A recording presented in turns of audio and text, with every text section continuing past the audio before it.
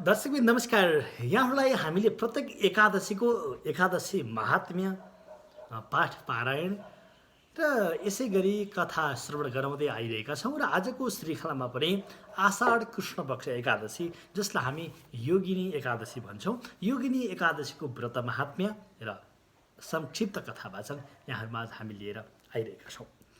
आरम्भमा सुरु गरौँ पाठ पारायणबाट। ओम नमो भगवते वासुदेवाय। युधिष्ठिरोवाच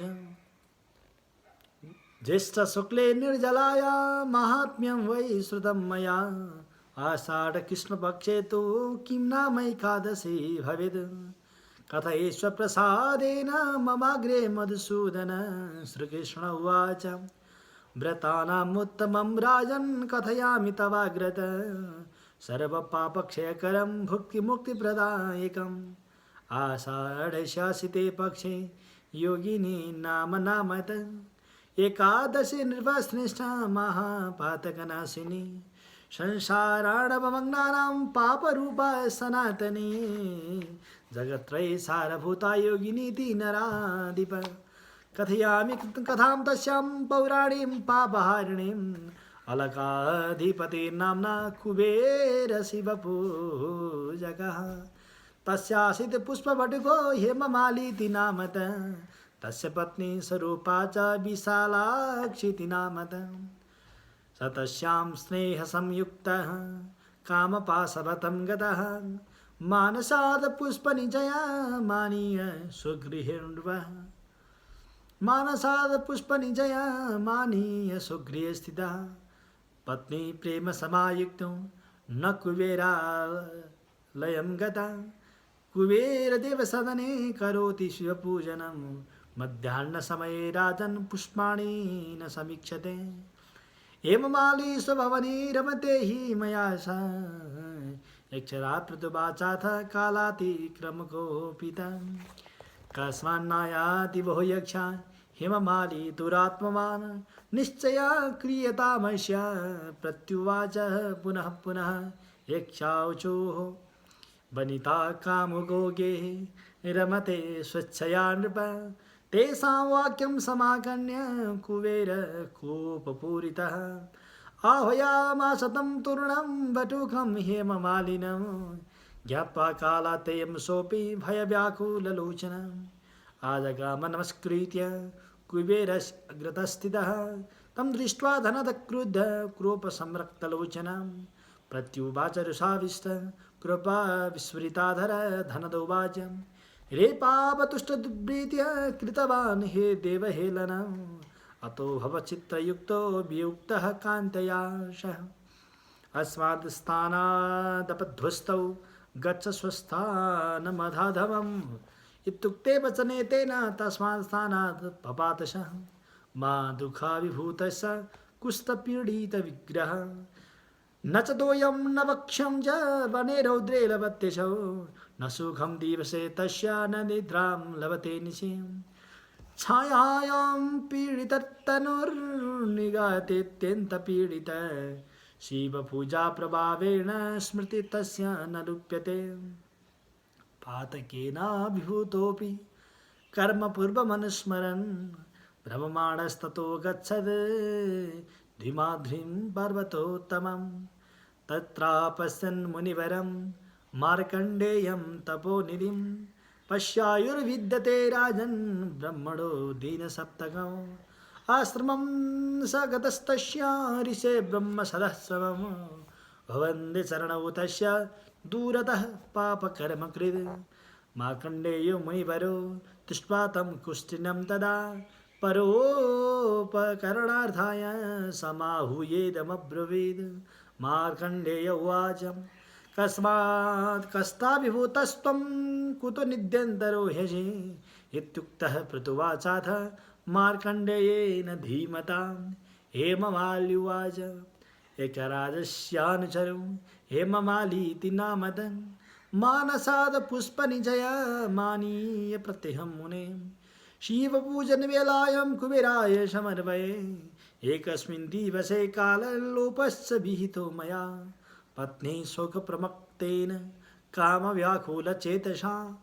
ततः क्रुद्धेन सप्तोऽहं राजराजेन वै मुने कुष्ठाभिभूतसञ्जातो विभक्तकान्तया सह अधुना तव सान्निध्यं प्राप्तोऽस्मि शुभकर्मणा सतां स्वभाववतश्चित्तं परोपकरणक्षमम् इति ज्ञात्वा मुनिश्रेष्ठ साधि मां चक्रुतेन शं मार्कण्डेय उवाच त्वया सत्यमिह प्रोक्तं नासत्यं भाषितं यथा अतो व्रतपदे सन्धे करिष्यामि शुभप्रदम् आषाढे कृष्णपक्षे त्वं योगिनी व्रतमाचर अस्य व्रतस्य पुण्येन कुष्ठात्मं मुच्यते ध्रुवम् इति वाक्यं मुनेः श्रुत्वा दण्डवत् पतितो भुवि उत्थापितश्च मुनिना भवतीव हर्षितः मार्कण्डेन वदेशेन कृतं तेन व्रतोत्तमं तद्व्रतस्य प्रभावेन देवरूपो बहुवश संयोगं कान्तया लेवे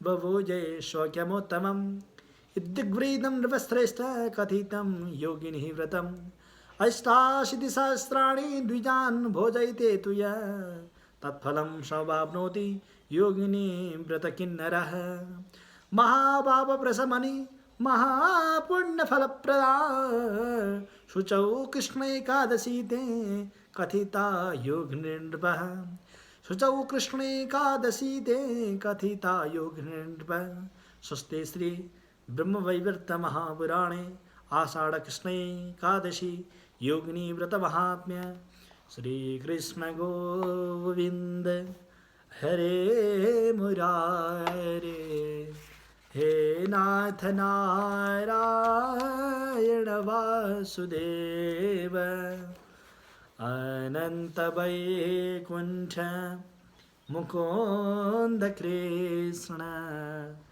गोविंद दामोदर माधवेति गोविंद दामोदर माधवेति। दर्शकबिन यहाँलाई हामीले आषाढ कृष्णपक्ष एकादशीको पाठ श्रवण गरायौँ। अब संक्षिप्त कथा वाचन। विशेषतः भगवान श्रीकृष्ण र युधिष्ठिरको बीचको संवाद एकादशीको प्रसङ्ग हो, यहाँहरूलाई अवगत नै छ। युधिष्ठिरले भगवान कृष्णसँग प्रश्न सोध्नुभयो, हे कृष्ण, ज्येष्ठ शुक्लपक्ष निर्जलाको व्रत महात्म्य मैले श्रवण गरेँ। अब आषाढ कृष्णपक्षको एकादशीको महत्त्व र यसको कथा प्रसङ्ग मलाई व्याख्या गर्नुहोस् भन्ने प्रश्न सोधेपछि अनि भगवान कृष्ण भन्नुहुन्छ, राजन, आषाढस्य तृतीय पक्षे योगिनी नाम नामतः। हे राजन, आषाढ कृष्णपक्षको एकादशीको नाम हो योगिनी। यसको नाम जपेर व्रत सुनेपछि संसारमा भएको सबै पापहरू नाशिन्छ, जानेर होस् नजानेर गरेका पापहरू। अनि एउटा कथा भन्छु भनेर आरम्भ गर्नुभयो। अलकापुरी नाम गरेको राज्यमा कुबेर नाम गरेका भगवान शिवका महान भक्त बस्दथे। कुबेर शिवजीका साह्रै प्रिय भक्त थिए। अनि भगवानका परम भक्त भएको हुनाले गर्दा कुबेरले भगवानको नित्य पूजा गर्दथे र उनको एउटा हेममाली नाम गरेको माली थिए। हेममाली नाम गरेको यक्ष थिए, मालीको काम गर्थे, फुल ल्याउने काम गर्थे र तिनको अत्यन्त रूपवती स्त्रीको नाम थियो विशालाक्षी। ठुला ठुला आँखा भएकी, राम्री, देख्दै पनि कति राम्री श्रीमती थिइन्। अनि जहिले पनि फुलबारीबाट, बगैँचाबाट, अझ यहाँ त लेखिएको छ मानसात् पुष्प निचय भनिएको छ। मानस सरोवर आदि क्षेत्रबाट पुष्प लिएर कुबेरलाई दिनुपर्ने, कुबेरले त्यो पुष्प चढाएर भगवान शिवजीको पूजा गर्नुहुन्थ्यो।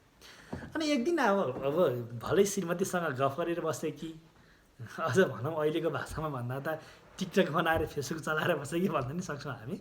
जे होस्, जे भए पनि श्रीमतीसँग भुलिएर बसेछन्। पूजा गर्ने बेला भयो, एकछिन बाटो हेर्छन् कुबेर, आउँदैन, एकछिन बाटो हेर्छन् आउँदैन, समय त बित्दै हुन थाले। बाटो हेर्दा हेर्दा आएन, बिहान पूजा गर्नुपर्ने भगवान शिवजीको प्रातःकालको पूजा हेर्दा हेर्दा कति भयो, मध्याह्न समय राजन पुष्पाणि न समीक्षते। मध्याह्न भइसक्यो, आउँदैन। अनि विचार गरे, अब कतै बिरामी त परेन, म हेर्न जान्छु, अथवा के भयो, किन आएन निश्चय गर भनेर आफू हेर्न जानुको साटो आफ्नो चेला चौकीदारलाई पठाए, जाऊ गएर हेरेर आऊ के भयो। हेममाली बिरामी भएको पनि हुनसक्छ, जाऊ गएर हेरेर आऊ भनेर आए। अनि त्यसपछि अनुसारले आएर भन्थे, हे राजन, आफ्नो घरमा बसिराखेका छन् हेममाली, वनिता कामुको रमते स्वच्छया नृप तेषां वाक्य समाखण्य कुबेर कोपपूरितः। अनुसार आएर भनिदिए, राजन, विराग भएको केही होइन, आफ्नो वनिता अर्थात् आफ्नो श्रीमतीसँग मस्त आनन्दले गफेर बसेका छन्, रमाएर बसेका छन्। विराम भएको होइन भन्ने बित्तिकै कुबेर त रिसाएर आगो भइहाले, रातो सरी भएछ कुबेरको। मेरो पूजा फुल नलिएर आएर श्रीमतीसँग जिस्केर बस्ने भनेर डराएपछि बोलाउन पठाए। नभन्दै कुबेर रिसाएका छन् भनेर आएपछि कुबेरको अगाडि उभिएर बस्यो। उसको स्वरूप हेर्दाखेरि ज्ञात्वा काला तेम सोपी भय व्याकुल लोचन, त्यो डराएको आँखा, लोचन आँखा, डराएको आँखाबाट थरथर थरथर काम्दै काम्दै बसे। त्यति बेलामा कुबेरको पनि झन् रिस बढेर उसै त रात रात कुबेर झन् महारातो जस्तो भइहाले। अब कुबेरले गाली गर्न थाले, रे पाप दुष्ट दुर्वृत्य कृतवान् देवहेलनम् अतो भवश्चित्रयुक्त वियुक्त कान्तया सदा। अरे पापी, हे दुष्ट, मेरो भगवानको तैँले हेला गरिस्, ठिकै छ, मेरो त हेला गरिस्, आपत्ति कुरो भएन, तर भगवानको पनि हेला गरिस्। आज देवहेलन भगवानको हेला गरिस्, आफ्नो श्रीमतीसँग मस्त गभेर बसिस्। यसकारण म तँलाई श्राप दिन्छु, श्वेत कुष्ठ होस्, कुष्ठरोग पनि सेतो प्रकारको कुष्ठरोग लागोस्, अनि श्रीमतीसँग पनि वियुक्त कान्तयसः वियोग होस् भनेर श्राप दिए। अनि यहाँबाट झर्नु परोस् भनेर श्राप दिए। त्यस्तो श्राप पाइसकेपछि तुरुन्त त्यहाँबाट झरेर हेममाली एउटा डरलाग्दो जङ्गलमा गएर बस्यो। आदरणीय दर्शकवृन्द, यहाँ धेरै कुरा लेखेको, सबै कुरा मैले भनिनँ। न तो यम न भक्ष्यम छ बने रोदम लभत्यसौ, न खानेकुराको जल छ, न खानेकुरा छ, यति धेरै दुःख भयो। न सुखम दिवसे तस न निद्राम लभते निसी, न दिनमा सुख भयो न रातमा निद्रा भयो। यस्तो दुःख पाउँदा पाउँदा धेरै समय बित्यो। एक दिन जङ्गलमा जाँदा जाँदा चार्दा चार्दा अब बुढो पनि भयो। त्यही बेलामा त्यो हेममाली अलिकति आइरहेको थियो। अनि एउटा मार्कण्डेय नाम गरेको मुनिको आश्रममा कुटी देखिन्छ टाढैबाट। त्यो पनि पूर्वजन्मको कर्म थियो नि त, भगवान् शिवजीलाई फुल ल्याइदिएको त्यो पुण्य पनि उसलाई प्राप्त भएको थियो। त्यो पुण्यको कर्मले गर्दा मार्कण्डेय नाम गरेको मुनिको आश्रममा गए। अनि मार्कण्डेय मुनिले प्रेमपूर्वक सोध्नुभयो, बाबु तिमी को हौ, किन यस्तो रोगी छौ, तिमी किन यति दुःख छौ भनेपछि हेममालीले भने, एक रस्या अनुचरो हेममाली ती नाम त मानसात पुष्प निश्चय आनियम प्रत्यय मुनि। हे प्रभु, मैले के कुरा गरौँ गुरुदेव, म कुबेरको यक्ष हुँ। पत्नीसँग जिस्केर बस्नुको कारणबाट मैले भगवान् शिवजीको पूजाको लागि मैले फुल लिएर गइनँ। अनि कुबेर साह्रै रिसाउनु भयो मसँग र मलाई श्राप दिनुभयो। यो श्रापको कारणले आज म यस्तो गति प्राप्त भएको छु, पत्नीसँग पनि मेरो वियोग भएको छ। हे प्रभु, त्यस्तो केही छ भने मलाई उपाय बताउनुहोस् भनेपछि मार्कण्डेयले भन्नुभयो, बाबु आषाढ कृष्णपक्षे त्वं योगिनी व्रतमाचर अस्य व्रतस्य पुण्येन कुष्ठात् त्वं मुच्यते ध्रुवम्। हे बाबु, आषाढ कृष्णपक्षको एकादशीको व्रत गर, यो व्रतको प्रभावबाट तिम्रो रोग चाँडै नासिन्छ र तिम्रो पत्नीसँग पनि पुनः भेट हुन्छ र पुनः तिमीले त्यो लोक प्राप्त गर्छौ भनेर उपाय सिकाइदिनु भयो। नभन्दै मार्कण्डेय मुनिको कृपाबाट ती हेममालीले पनि व्रत बसे। अनि व्रतको पुण्यको प्रभावबाट आफ्नी सुन्दरी पत्नी विशालाक्षीसँग पनि भेट भयो। अन्तिम श्लोकमा लेखिएको छ, ब्रह्मवैवर्त पुराणको प्रसङ्ग भयो, महापाप प्रशमनी महापुण्य फलप्रदा सुजौ कृष्ण एकादशी ते कथिता योग नृपा। अत्यन्त नराम्रो ठुलो प्रकारको महापापलाई पनि निवारण गर्ने भएको एकादशीको कथा श्रवण, व्रत, उपासना अत्यन्त महत्त्वपूर्ण छ भनेर व्याख्या भएको छ। दर्शकवृन्द, यो प्रसङ्ग हेर्दाखेरि अब यसले दिन खोजेको हामीलाई महत्त्व के छ, यसले दिन खोजेको वास्तविक सारांश, वास्तविक कथा चाहिँ के हो, त्यो कुरा अलिकति बुझ्न जरुरी छ। यसले बताउन खोजेको कुरा के हो भने, हेममाली भनेको फुलको मालाको काम गर्ने माली भनेको हामी आफै हौँ। अनि उनको पत्नी विशालाक्षी भनेको यो विषय हो। विषय आफ्नो अत्यन्त प्रिय लाग्छ नि त। हामीलाई आँखा प्रिय छ, घर प्रिय छ, बारी प्रिय छ, इष्टमित्र प्रिय छ, श्रीमान प्रिय छ, श्रीमती प्रिय छ, टोटल्ली एजुअल जति पनि छन् भौतिक वस्तुहरू त्यो सबै पत्नी हुन् पति हुन् हामीलाई प्राणभन्दा पनि प्यारो लाग्छ।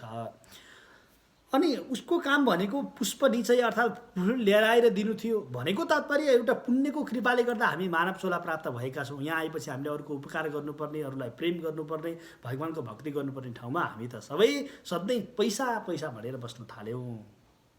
त्यो फुल नल्याउनु, श्रीमतीसँग जिस्किन थाल्नुको तात्पर्य हो हामी एउटा ट्र्याक छोडेर अर्को ट्र्याकमा विषयतिर बन्धनमा पऱ्यौँ।